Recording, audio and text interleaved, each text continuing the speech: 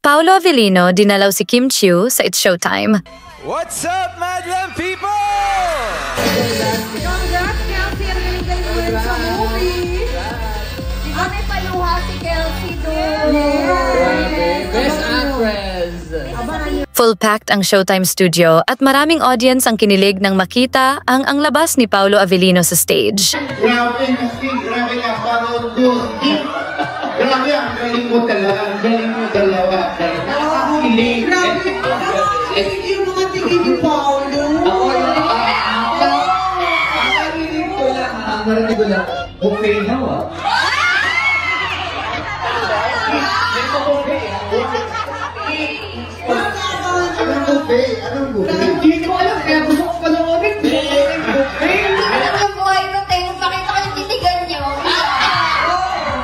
Ako nga pag-uwi na kayakap ako sa asawa.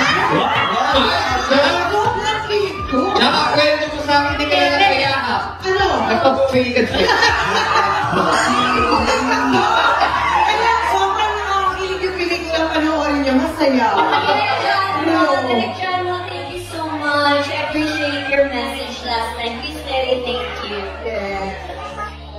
And then, And of course, my love will make it disappears, directed by Chad Midanes.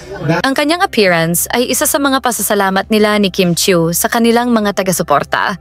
Agad namang inasar si Kimi ng kanyang mga co-star at sinabing super gwapo ni Paolo Avellino ngayon.